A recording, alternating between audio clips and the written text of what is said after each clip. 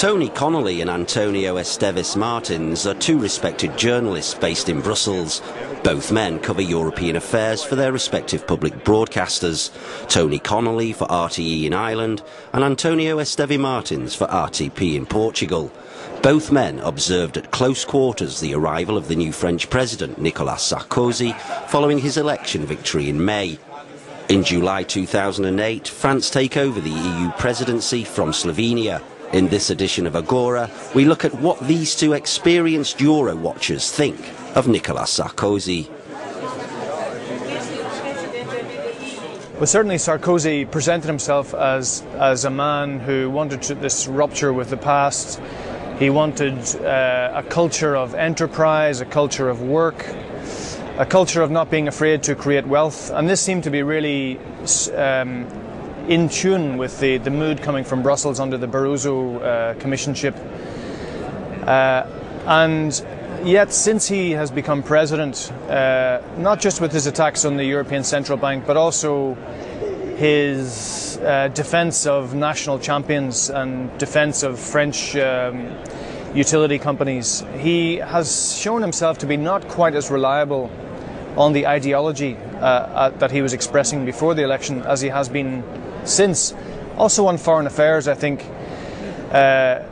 on the one hand people were looking to Sarkozy to take a strong line with Russia, and yet he telephones Vladimir Putin on the success of the United Russia Party in the parliamentary elections.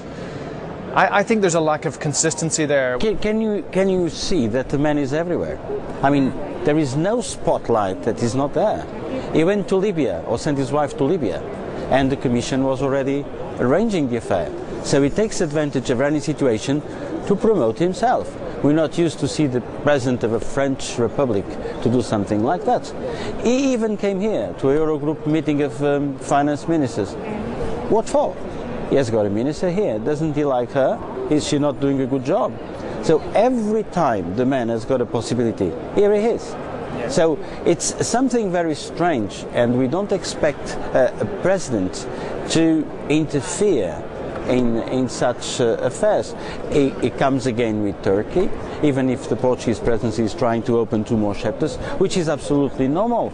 You start inviting one country to the table to talk, just because one man arrives in the show, you cannot stop it. I think for the first 6 months or so, people will be prepared to give him that leeway, because there's such a massive curiosity effect with Sarkozy, and there is something irresistible about someone who comes along with such dynamism and ideas and energy, because the European scheme has been so troubled and so lackluster since the constitutional referenda in France and Holland, and it needed someone like Sarkozy to come along and inject something in there.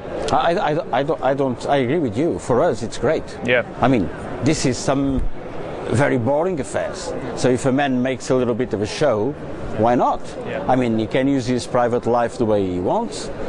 He can always complain about the press. He can make his show anytime. It's good for us. But if you take what we have about France, the idea we have from France, is completely far away. This man is completely different from Jacques Chirac, from François Mitterrand, Giscard d'Estaing.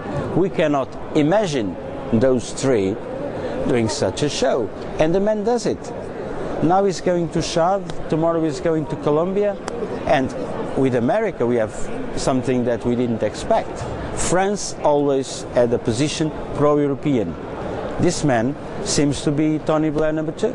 Yeah, I wonder if he really knows what he's doing, if he has a clear vision, because his main agenda was economic employment, reforming the French state, and I just wonder whether he has got the right advisors around him to make sure. Well, I understand he's got 5 key advisors who are beyond reproach, but I wonder what kind of advice they're giving him. You know, whether it is right for him to be phoning Putin, because the whole question of Russia and Europe is going to be absolutely critical And there's no point in the West taking a high moralistic viewpoint of the rollback in democracy in Russia, the interference with the media, the total lack of any political competition in Russia. And it's so difficult for Europe to present a united voice on this at a time when they are supposed to be strengthening their profile and their moral weight on the world stage. And yet Sarkozy comes along and phones Putin and congratulates him. It wasn't even Putin's, it's not even his party. You know, it wasn't him running for president, it was simply a parliamentary election in which he was the lead candidate. So that kind of thing troubles me. Now, you have 6 months for him to think over.